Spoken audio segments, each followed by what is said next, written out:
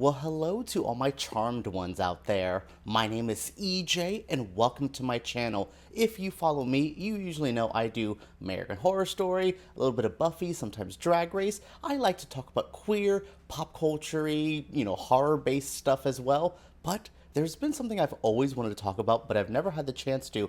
Now, with the sad passing of Shannen Doherty, I think it is more than enough time to talk about Charmed. Yes, in this video, I am going to be breaking down the very first episode of Charmed, talking about what I liked about the show, what I liked about this first episode, doing a bit of a recap, and if you guys like it, I will talk about more Charmed on this channel. So buckle up, grab the Book of Shadows, and let's talk about Charmed Episode 1, Something Wiccan This Way Comes. Like I said, I have been a fan of Charmed, but I've never been able to really bring it onto the channel. Now with Shannen Doherty passing away, it's like I don't know any other time to talk about the show but right now. The tragic passing of Shannen Doherty just hit us all. I've been a fan of her. I mean, she was my 90s, from 90210 to Charmed to that one moment she has in Jay and Silent Bob Strike Back. Shannon, usually I say cut. A monkey? Wes? I mean, Jesus, you guys aren't even trying anymore, are you? Like, this is an actress I loved, and I absolutely loved her work on Charmed. Rewatching this first episode, Miss Prue ran the Halliwell house. Like, she was so awesome, so strong, but there was a softness to her, and that's what I think Shannen was just in general. She was a very badass, outspoken woman, but she still had a heart and soul that was very apparent. She brings that to the character. I liked this first episode. I liked going back on it. I haven't watched Charmed in quite some time, so I was like, oh boy, what am I getting into? Like 1998 CGI? Yeah, some of the VFX are still aged poorly. I don't even think they looked good back then. But what I really loved is the whole show looked so good. I don't know if it's the remaster I watched or whatever. It does not have the iconic entrance theme.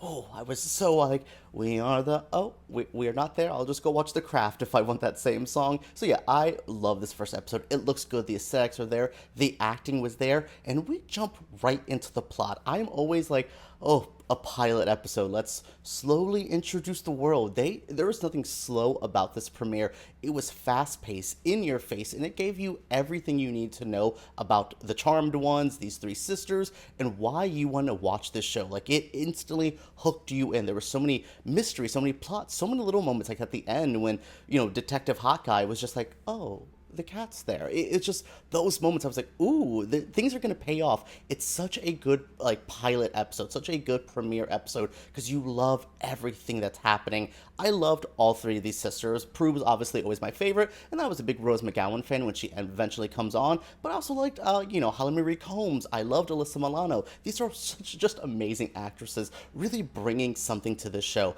It's comfortable. It felt like I was revisiting old friends. I was like, oh, here's Piper, Prue, and Phoebe doing their things. Let's go to it. I don't know.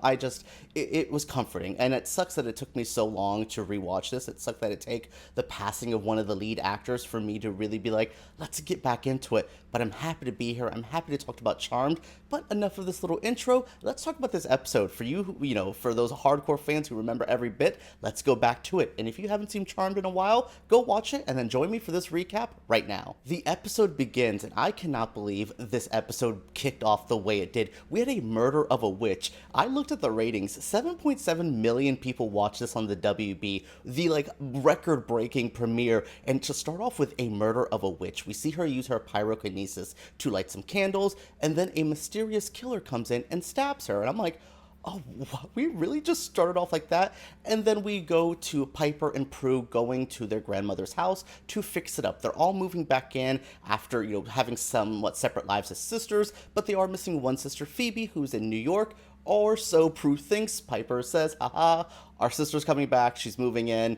Here's what's going on. And you're seeing the sisters' kind of weird relationship. Piper and Prue are obviously still close. They still live together. But Phoebe seems to be the outlier, especially with Prue. There seems to be past relationship drama, especially when Phoebe comes in and she's like, I did not do blah, blah, blah. And I'm like, what? Like, what is going on here? It's just really funny how you're introduced to these sisters, to their drama, and it doesn't take a long time. There's not a lot of heavy exposition. You just get what you need early on. So the girls are doing, what they need to do, getting the house ready. We also meet two detectives who are investigating the murders. One hot guy and the other hot guy. Actually, they're both really hot detectives. I cannot remember their names at the moment. Please let me know the detectives there. If I keep, reviewing on, I will definitely get it. Andy? Is that the one hot guy that's with Prue? Is that his name? So we have him and we have the other guy who becomes, these two detectives become such key members of the plot. We also meet Jeremy, a journalist who is involved with Piper.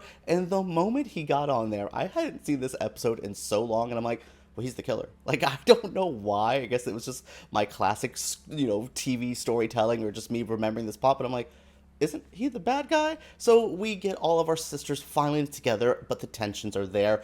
It's crazy, they don't really know what to do as sisters, and then they find the Book of Shadows, and it's kind of revealed that they might be witches. None of them really believe it. Well, Phoebe's quick to believe it, but the other ones take some convincing, and the convincing is their powers starting to manifest. The power of 3 will set you free. So we have our 3 witches together. That means their powers are going to begin to manifest.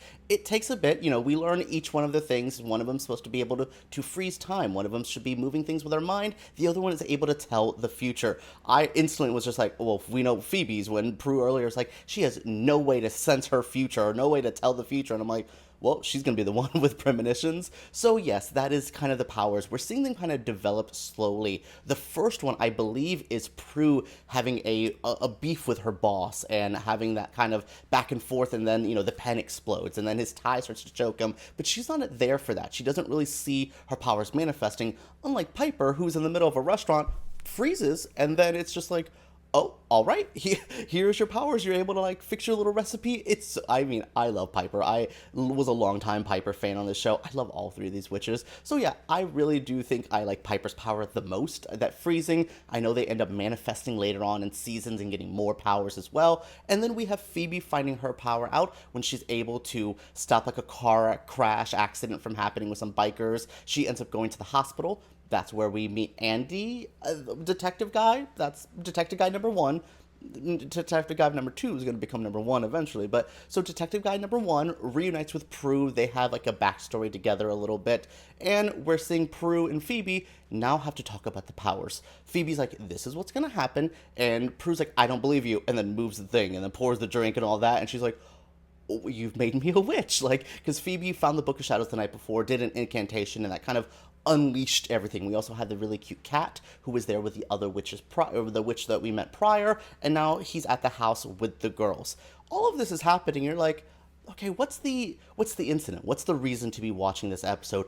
Turns out that Jeremy and, like I said, Piper were dating, but he's also the killer. He's been waiting for a while. He's like, I've been here since Graham's died. I've been waiting for this moment to happen. I'm going to stab you, stab, stab, stab. And Piper's like, boom, freeze, let me get out of here.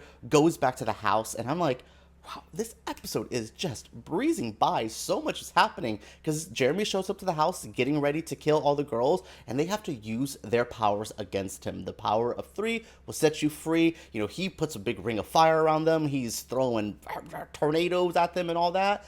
And the girls are able to defend themselves and defeat their first warlock. Wow, what a jam-packed first episode of television. It's just we get the powers, we defeat our first warlock, we're introducing our side characters who are going to be key to the plot, but we're also still leaving out so much. We have the White Lighters, we have the backstory about, our mom wasn't a witch that we know of, and I'm like, we will find that out later. It's just a very solid, well-written episode that looks great as well. I love the cinematography. I think this looks soap opera-y. It doesn't look like Buffy, which they were around the same time, kind of the same vibes, but I always thought Buffy just had a cheaper, almost old-school film quality to this. This episode just looked so good. So it's updated and it seems so seamless. It gives me, Melrose Place kind of cinematography, very dramatic lighting, very soft, everyone's beautiful lighting as well. It's interesting. I think this show has aged amazingly, and a good solid first episode like this proved why Charmed was one of the best sci-fi, one of the best Monsters of the Week show ever. It was so fun journeying back to 1998 for the Charmed premiere. Like I said, I hate that I waited so long until the passing of Shannen Doherty to make this video, but it just seems like a wonderful way to celebrate her legacy, celebrate the legacy of this show. I truly cannot believe that Charmed was as big of a deal as it was for me. I was more of a Buffy person. I wasn't like a dedicated Charmed fan, especially when we get to like season 3, 4, 5 and all that. I will know nothing, but if you guys want to join me on this journey talking about Charmed, getting into this show, finding out the plot points that I don't even remember, talking about, I don't even want to deal with the Prue exit episode, that will just break my heart even more than I'm just thinking about it now and getting upset. But truly, I loved talking about this with you all today. I just love doing something new for my channel. I did a poll. You guys wanted to see another American Horror Story video. That is up. You guys can always find out American Horror Story stuff. I do have a RuPaul's Drag Race video planned as well for this channel, but I had to make a pit stop and talk about Charmed. Celebrate the witchiness of the show. Celebrate Shannen Doherty's legacy. Celebrate the other women, Holly Marie Combs and Alyssa Milano as well. These are great, great actresses who really bring life to the show. It would not work without our three sisters. Like, I know things change later on as the show goes on and backstage drama shifts so many relationships, but in this moment, at this time, I love this, like, this crew, this legacy, this show, and I'm just so happy to bring it all with you today. So what did you think of my Charmed breakdown of episode 1? What is your favorite part? What is your favorite episode of Charmed? Is there a favorite season? Who's your favorite witch? I want to know all those things down in the comments below. Make sure you guys comment, subscribe, give me a thumbs up. I know this isn't my usual content, but it's witchy, it's queer, and it's fun. You guys would definitely enjoy a Charmed look back. All right, everyone, comment, subscribe, all that jazz I just said, and let's talk about Charmed and something Wicca This Way Comes right down below.